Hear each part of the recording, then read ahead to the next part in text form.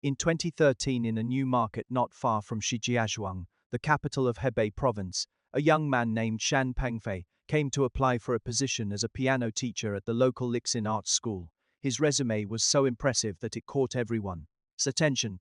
He had graduated from Newland High School in New Zealand, held a bachelor's degree from Peking University, and was fluent in both Chinese and English. With such an outstanding candidate, the school hired him without hesitation. For several months he lived under the name Shan Pengfei, teaching piano and working as a translator, leading a low-profile life without any incident. However, in early 2014, an application email sent to McDonald's in Pennsylvania, USA, like a stone thrown into a mirror lake, caused ripples beneath his seemingly perfect resume. After a 5-month investigation, the police uncovered a chilling truth: Shan Pengfei's passport, education background, and everything about his identity were carefully fabricated lies. Behind this fake identity lay the face of Li Wei, who had disappeared from society. 3 years earlier, after committing a murdering crime in South Australia in Adelaide, the capital of South Australia, this was because Li Jianlu and Tian Hongxie were not only husband and wife, but also strong business partners. Li Jianlu, who had previously been a teacher, decided to start a business with his wife. After years of hard work, they achieved considerable success. In 2001, the Lemai family, who had accumulated some financial resources, took advantage of Australia's business immigration program to move to Adelaide, South Australia. At that time, Lemai was only 8 years old and followed his parents to Australia. Upon arriving, the couple quickly established a company called China House Trading on William Street in the centre of Adelaide, specialising in the trade of Chinese household goods.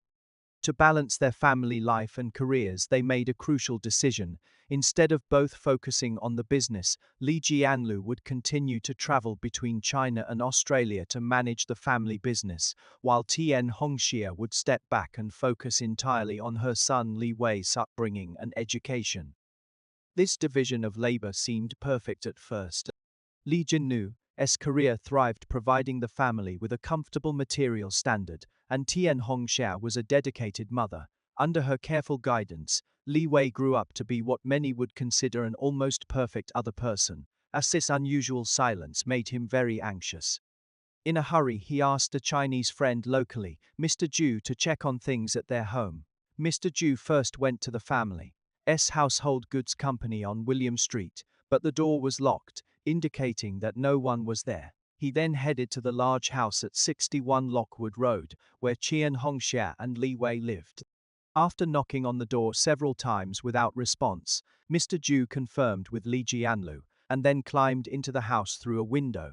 What he saw next was something he would never forget. In the living room, there was something wrapped in a blanket, and there seemed to be traces of blood on it. Realizing something was wrong, Mr. Zhu immediately called the police. A few hours later, the police who arrived at the scene confirmed that what was wrapped in the sheet was indeed Tian Hongxie, who had been deceased for some time and was only 41 years old. The results of the forensic examination were shocking. Tian Hongxie had 53 wounds all over her body, with the head suffering the most severe blows. She had first been violently beaten and then strangled to death. The police also found Tian Hongxie was always on edge. She was worried that the relaxed environment abroad would corrupt her child, but she also desperately hoped that her son would succeed and make a name for himself there. From the day she decided to stay in Adelaide, she became a true tiger, mom pouring all her efforts into her son. Her first step was to send him to one of Adelaide's top private boys' schools, Prince Alfred College, founded in 1878. This school is one of the most expensive and oldest private schools in South Australia. Li Wei lived up to her expectations under his mother, his strict supervision, and his own hard work. His grades were always among the best. He even participated in national science and technology projects, organized by the University of Flinders, and won several academic awards. Good grades alone were not enough. Tian Hongxie knew that Australian education emphasized overall development, so she added more activities for Li Wei: piano, violin, flute, all kinds of classical instruments filled his extracurricular time. Li Wei indeed had talent and became proficient in all these instruments within just a few years. He even held his own solo concerts. Tian Hongxie also controlled every aspect of her son's life, from his daily routines to his friendships, and always put his studies first. Kevin Tate, the principal of Prince Alfred College, once publicly said that Li Wei was a model student.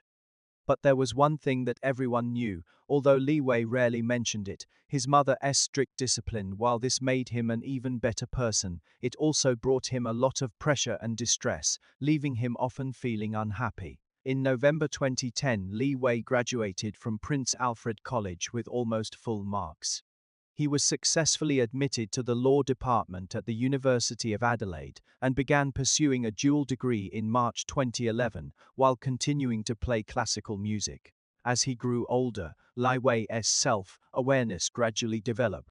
Facing his mother's constant discipline, he began to feel increasingly uncomfortable. In his mind, he had already entered a good university and fulfilled his mother's wishes, so surely he could have some freedom now. Right, but reality was different.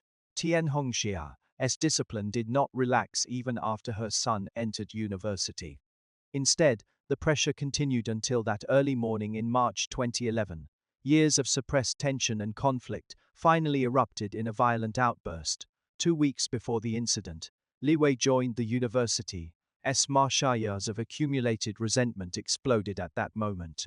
The argument escalated quickly, and in a moment of complete loss of control, Li Wei attacked his mother. Tragedy ensued. After that, amidst the utter chaos, Li Wei tried to cover up everything. He cleaned up the scene and drove his Mercedes around Adelaide aimlessly for 2 days before disappearing.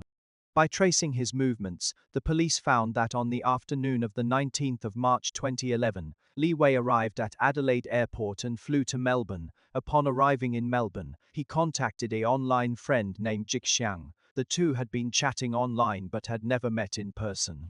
Li Wei confided in Jixiang about how his mother constantly demanded more and more of him. No matter how hard he tried to meet her expectations, she always set even higher goals. What Jixiang didn't know was that this 18-year-old boy who was crying to her had recently killed his own mother with his own hands. In the end, Li Wei asked Jixiang to lend him $900 to buy a plane ticket, and she agreed. The two spent the night together before parting ways. On the 20th of later that night, on the 22nd of March, border control officers at Melbourne Airport recognized Li Wei as he was preparing to board the plane. Surveillance footage showed that he had stopped briefly in the service area and the airport lobby. The border officials immediately contacted the detectives handling the case, but both detectives, one with a dead battery and the other having left his phone at the office, did not answer the calls. Since the wanted notice did not explicitly request his detention, Li Wei was allowed to pass after several failed attempts to contact him. In the early hours of the 23rd of March, Li Wei boarded C-218 flight to Singapore. 5 hours later, the plane landed at Changi Airport. It was only then that the Adelaide police realized he had already left the country. In Singapore, Li Wei contacted a local friend, Mr. Huang. Mr. Huang, who knew nothing about the case, took him to Bugis Beach for a meeting at 11 a.m. that day, and for the next 3 days, the two explored almost every corner of Singapore, from Chinatown to Rosedale. Li Wei even visited the Guanyin Temple and the Buddha Tooth Temple to pray. It is unclear what he was praying for. Perhaps on the 3rd of July 2014, Li Wei boarded a flight to Sydney using a ticket purchased by his family. As soon as the plane landed, he was detained inside the aircraft and then transferred back to South Australia. This 3-year escape that spanned 3 countries came to an end. Given the seriousness of the crime and the risks involved in his escape, Li Wei was refused bail immediately after his arrest. On the 7th of July 2014, the Adelaide Magistrates' Court officially began the trial for the murder of his mother. In court, Li Wei pleaded not guilty to the charges of intentional murder. His defense attorney described a childhood dominated by strict discipline. Starting at the age of 3, Li Wei was forced to learn the piano, and his mother, Tian Hongxia, was determined to turn him into a professional pianist.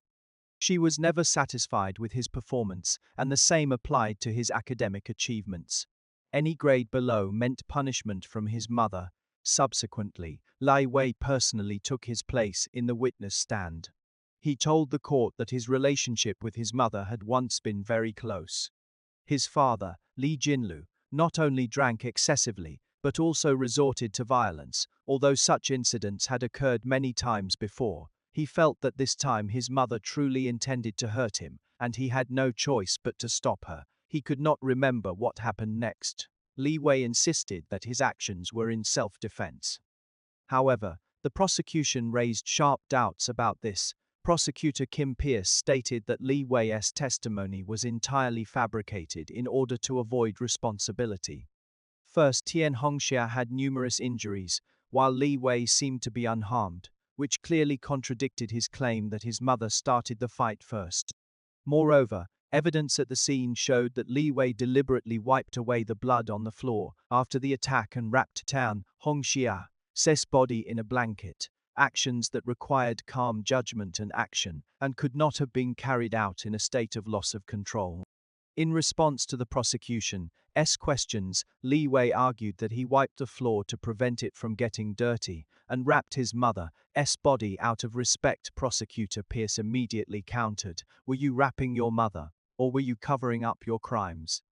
Electronic data also showed that around the time of Tian Hongxia's death, Li Wei had searched for keywords such as "where stabbing with a knife will cause immediate death." In addition, Li Wei's father, Li Jinlu, and his aunt Li Dongmei also testified in court. They all confirmed that while in China, Li Wei would often visit the memorial garden where his mother's ashes were buried, and that he had actually planned to return to Australia to face trial, having even set a date. On Monday, the 1st of February 2016, a jury consisting of 6 men and 6 women began deliberating at 12:45 p.m. and concluded at 8:20 p.m., reaching a unanimous verdict. Li Wei was found not guilty of murder but guilty of manslaughter. Upon hearing that he was convicted of manslaughter, Li Wei wore a slight smile in court. At the sentencing hearing on the 17th of March of the same year, which also marked the 5th anniversary of the incident, Judge Tracy Kelly rejected Li Wei's claim of self-defense.